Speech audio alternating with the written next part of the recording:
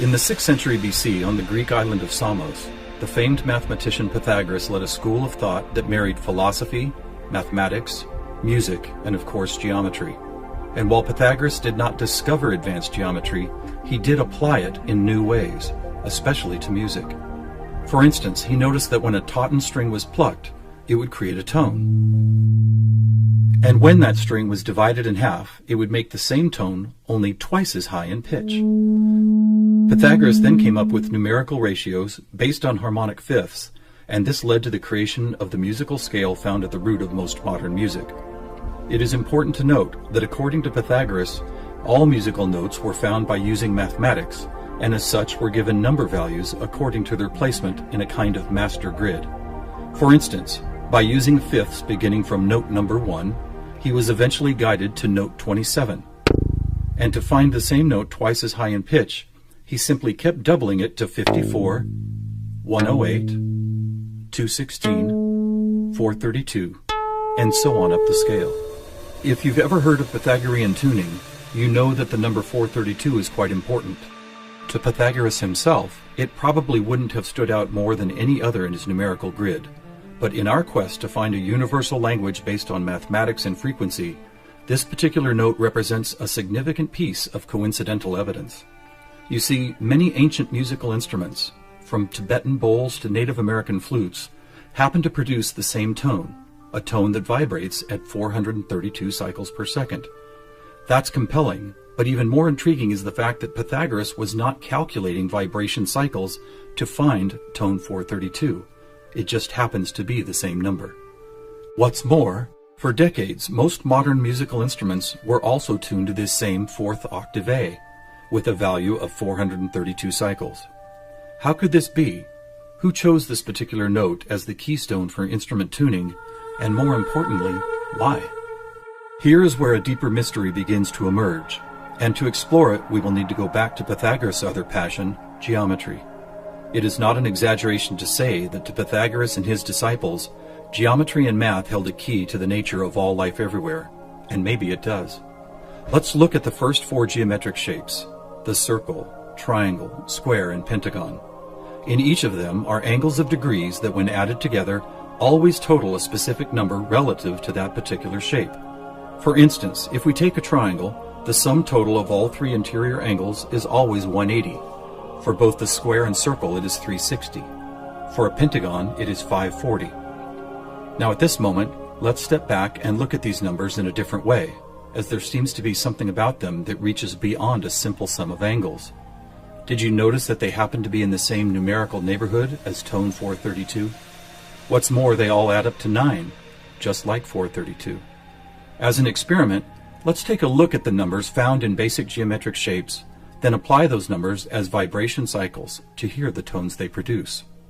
First, let's listen to what the 180 total degrees contained in a triangle sound like.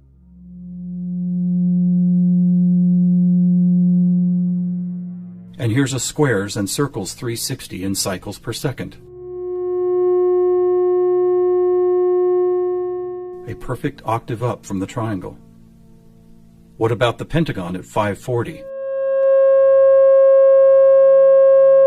That sounds like a harmonic fifth of the other two. That's interesting. What are these tones? They are F sharp and its perfect harmonic fifth of C sharp. Let's keep going. What does a hexagon 720 sound like? Another F sharp. Here's a 7-sided septagon, which totals 900. This is an A sharp, which happens to be the note required to complete an F sharp major chord in perfect 3-part harmony.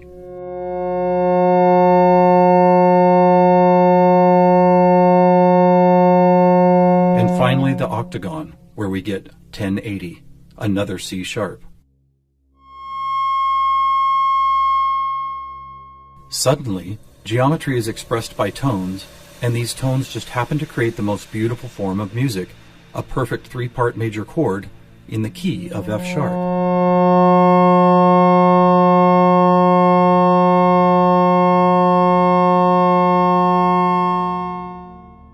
Is this something we've been missing for years? Is it important? To the famous philosopher and mathematician Plato, the answer would have been a resounding yes, for it is Plato who advanced the study of two-dimensional geometry into three-dimensional geometry, and who began to recognize that nature, whether expressed as a tone, the petal design of a flower, or the spiraling design of a seashell, seemed to follow a 3D mathematical pattern. In fact, it became an obsession of Plato to try and find the simplest three-dimensional geometric shapes, and his quest ultimately revealed what we now call the Platonic solids. In essence, these forms represent the most elemental construction blocks found both in human-made and natural forms. So let's see if and how they fit into our geometry tone grid. First, there is the tetrahedron, or a three-sided pyramid comprised of 4 interlocking triangles. As we did before, let's add up all the angles found in those 4 triangles. The answer, 720, which we have already seen is the tone F sharp.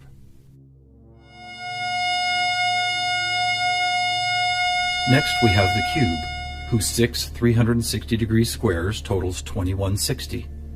What does it sound like?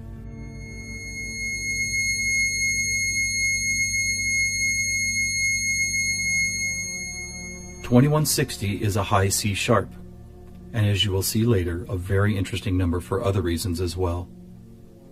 Next up is the octahedron. Constructed of 8 triangles, this shape totals 1440, which is another perfect F sharp higher up the scale. The icosahedron is made up of 20 triangles, so the total number of degrees is 3600. As a tone, 3600 vibration cycles create the A sharp needed to complete yet another F sharp major chord that sounds like this.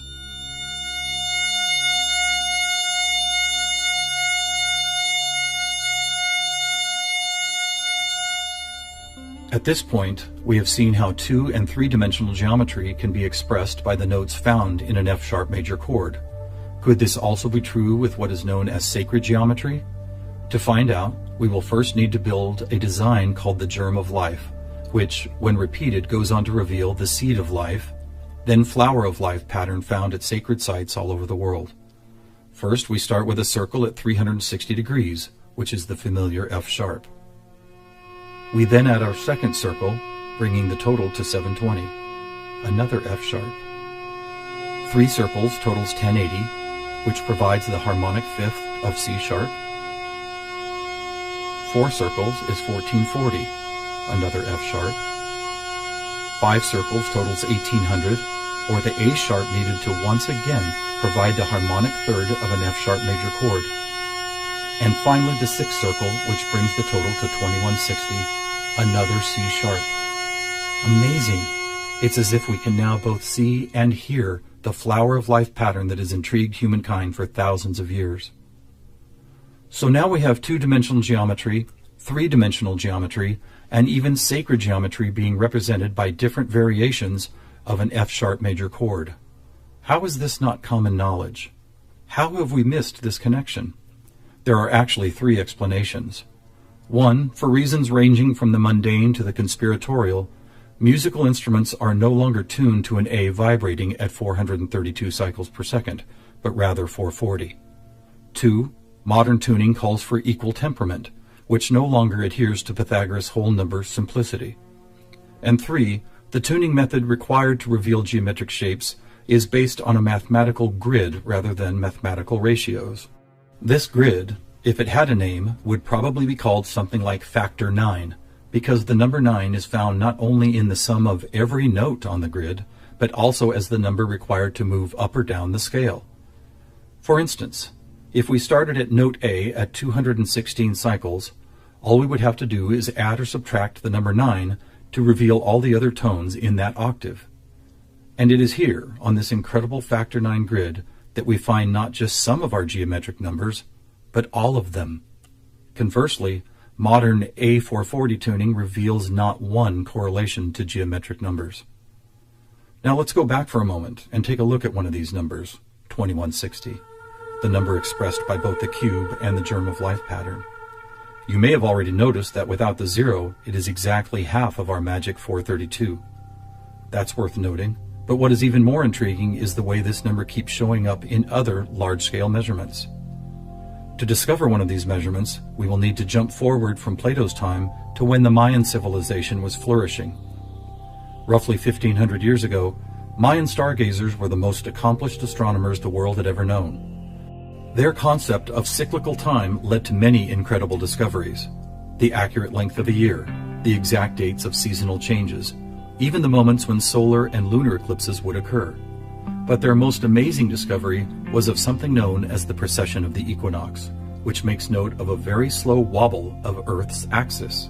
Somehow aware of the fact that this wobble takes 25,920 years to complete, the Mayans called this cycle one great year, with each of its 12 great months requiring 2160 Earth years to complete. And what about this? Did you know that the diameter of our moon, when measured in miles, also happens to total, you guessed it, 2160? Lastly, watch what happens when we apply simple division to this highly synchronous number. 2160 divided by 2 is 1080, the angle sum of the octagon. By 3, 720, the total of the hexagon. By 4, 540, the pentagon. And by 5, are you ready? It's the ketone of 432. And by 6, 360, the number of both the square and circle. All F sharps and C sharps, with our 432A thrown into the mix, as if it were some kind of clue to solving a cosmic riddle. Maybe we should look at this number even more closely. As we've stated, our closest celestial neighbor, the moon, is 2160 miles across, and 216 is exactly half of 432. What about the other large object in our sky? Were you aware that our sun is 864,000 miles across? Incredibly, where the moon's base number sequence is half of 432, the sun's number sequence is exactly twice 432. And do you know how many seconds there are in a day? 86,400, or 43,200 for the 12 hours of day, and 43,200 for the 12 hours of night. Or try this. Take the 360 degrees found in the circular shape of our sun and moon, and then multiply it by the 12 hours of either day or night. The answer, 4320. Or how about this? What is the only whole number that, when squared, comes to within 0.01% accuracy to measuring the speed of light? 432. What is going on here? We have all these different things: Earth cycles, time and celestial measurements, geometry, sonic frequency, yet they are all represented by the same numbers over and over again. To answer that, we must search for the factor common to all of them, and that common factor is the 5,000-year-old Sumerian 1260 counting system. It is what gave us the inches to a foot, the seconds to a minute, and the 360 degrees in geometry. It's almost as if the sky god visitors, who the Sumerians called the Anunnaki, provided humanity with a counting system that would lead to the discovery of these synchronicities. Could it be that the number 432 really is some kind of cosmic key that unlocks a language of higher understanding?